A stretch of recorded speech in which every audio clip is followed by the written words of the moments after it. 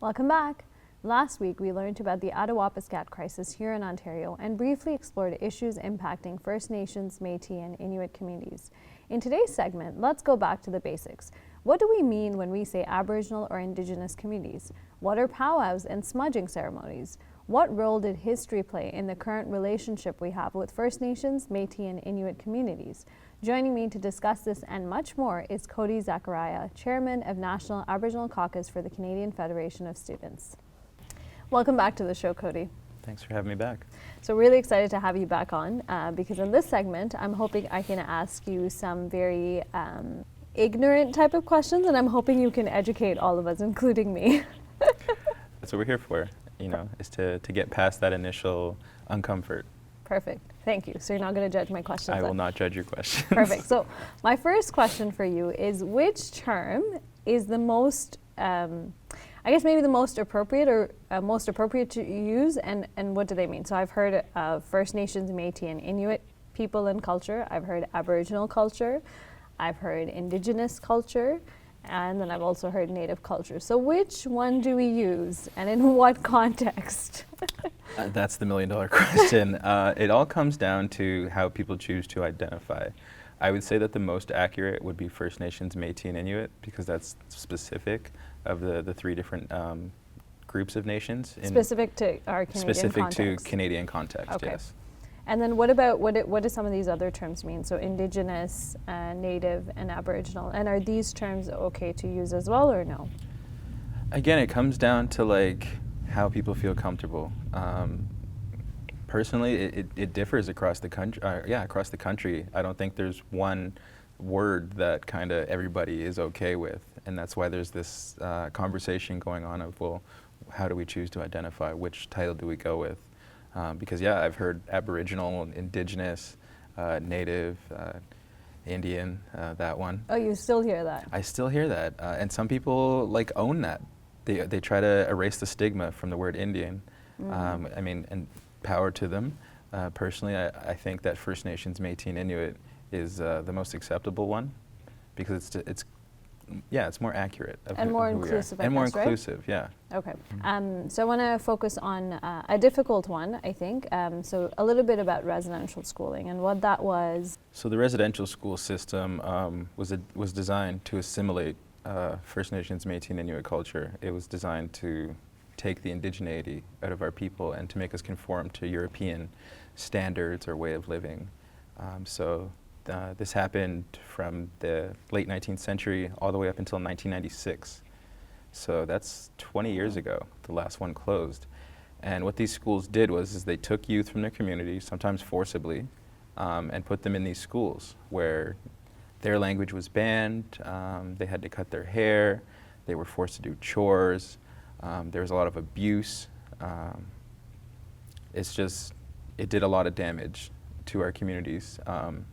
And at the root of it is this notion that our culture is subpar, or the European is superior, and our way of living deserves no credit.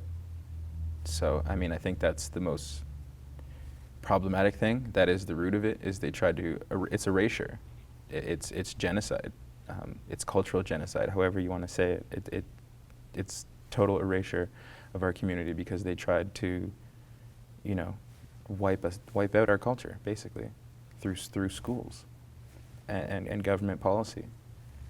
Now, obviously, thank you for sharing that, because I know it's difficult to talk about. I think it's very telling that you said that the last one closed only 20 years ago, and we're in 2016, so that's not even, if you think about it, that's not even that long ago. What would you say to someone who says, well, that was a long time ago, and how does it impact First Nations, Métis and Inuit people today? What would you say? Well, first I would say that it wasn't a long time ago. Like we just discussed, the last one closed in 1996. That's in my lifetime. I could have very much gone to residential school.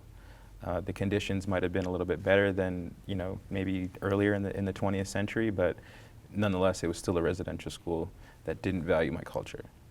So I would tell people that this is a problem that's not too far in the past, and there's also intergenerational effects on the youth of the people who went to those schools. Tell me a little bit about that. When you say intergenerational effects, what does that mean? Well, intergenerational is basically the atrocities that our parents and our grandparents faced. They didn't just face it alone. These have trickled down into the next generation of the family. So the trauma was, in essence, passed down because these people that went to the residential schools maybe didn't get healing after. So they carried a lot of that with them, which impacted the way that they parented, which impacted the way that they, engaged with their community. Some people became ashamed of Indigenous way of life, so maybe they didn't even practice our culture anymore. So the intergenerational effect of that is that their children don't know their culture. I experienced that myself, with this maybe uncomfort, or maybe it was traumatizing for my grandmother or my father to speak about it. But yeah, it creates a lot of problems in families for generations to come, not just the people who went to those schools. And how do you how do you explain? So say you do know people or family members who have gone to residential schooling, came back, and that kind of thing, and you're trying to deal with that. What would you say to someone who says, well, that was the past, and yeah, it wasn't too long ago, but still it was of the past. Why don't First Nations, Métis and Inuit people who choose to live on reserves, why don't they just leave the reserves and come to the city where they can have access to everything and just leave that behind? What do you say to that? I'm sure you get that a lot. I've heard that a few times. I think even the ex-Prime Minister John Chrétien just said that a couple days ago. I would say that that's totally silly.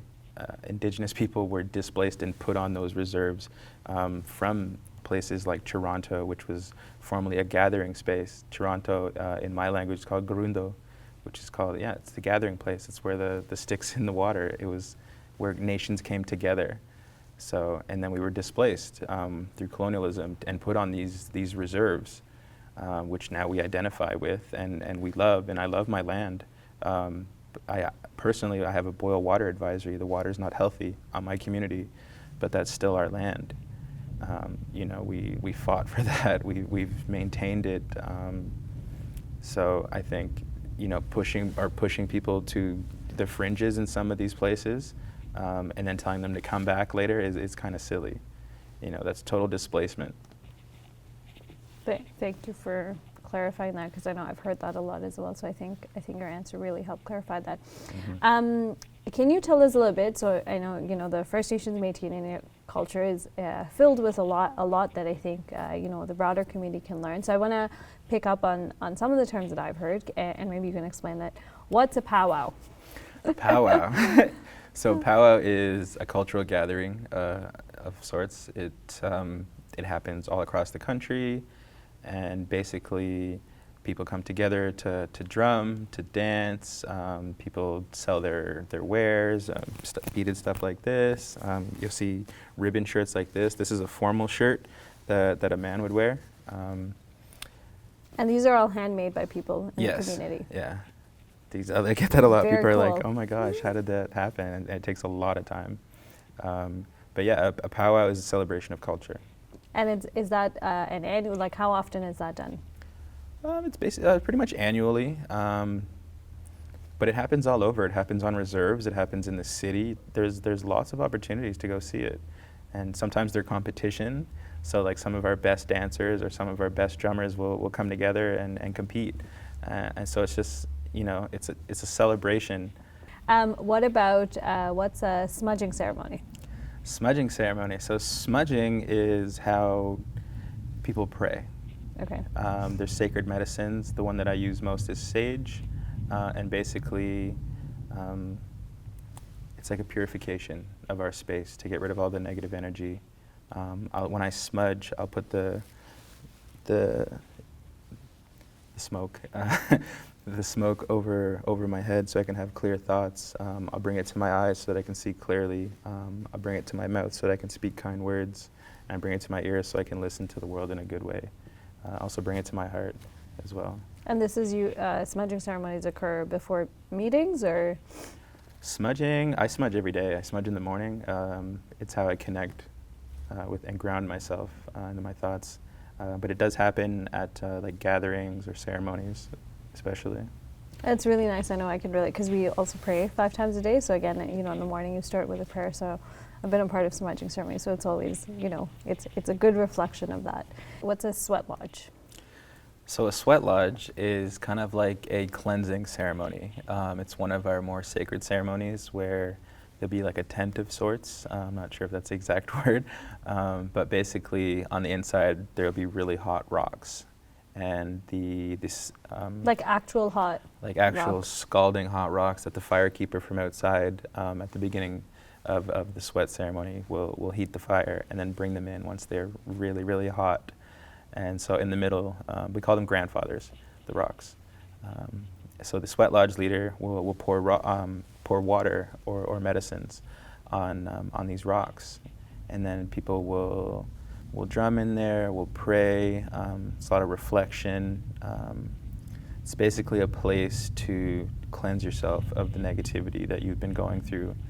So people will share some traumas maybe that they've been through. And this is open to all ages? This is open. Some of them are even open to non-Indigenous people as well. And how often do these, so you mentioned the pow-wows happen annually, do these happen on a regular basis as well, or is it kind of? Yeah, it's kind of on like a weekly, like they'll very have, neat. like I know Anishinaabe Health in Toronto leads sweats in the community, and I believe if you contact them, you can get their schedule, or maybe even book one. Very cool. Yeah. So as we wrap up, I guess as a community, of First Nations, Métis and Inuit people, people of other faith backgrounds, how can we all work together and show solidarity and hope for the future? I think it starts with appreciating each other in our diversity. We come from different faiths, but if I place value in yours, that humanizes you, that values you. So I would just ask the same as a First Nations man, to value my culture and see past the stigmas and the stereotypes, because I think that's what keeps our cultures apart. Is people just get that and then they assume that is what the whole community is, right? So that's harmful. I think getting past that, having healthy dialogue. I like sharing circles. Like right now we're talking one-on-one, and that's great. I like to do sharing circles with the community and with the youth, because when I sit in a circle, everyone's equal. When I do like sessions, I don't like to stand at the front and be like a teacher. I like to feel like I'm a part of the group. So going forward, I would just say, maybe trying to learn a bit more about each other, because maybe that's all it takes. Like I feel like I've gotten something from this conversation, and I feel like that's all people need sometimes, is just to talk to each other in a healthy way. Definitely. Yeah. And where can, I know we were talking offline, but where can people, are there some organizations in Toronto that people can look up if they're interested in, getting involved and learning more? Yeah, there's lots of organizations in Toronto that do great work for the community and put like a hopeful spin on a lot of the traumas. So it's like, it's a positive way moving forward. Places like Canadian Roots Exchange, places like Anishinaabe Health, the Native Canadian Centre of Toronto is also one of the main cultural hubs in Toronto. I know, thank you so much for coming on. I know in the past 2 weeks I've definitely learned a lot and appreciated a lot, and I certainly hope our viewers feel the same as well. So thank you so much, Coty. Thank you. I appreciate you having me on and talking about these topics, because I think it's important. Always a pleasure. Hey YouTube, we hope you benefited from this video. If you liked it, or if you didn't, let us know in the comments below. And if you're interested in learning more, check out some of our other videos. And don't forget to subscribe so you can get new videos every Monday, Wednesday, and Friday.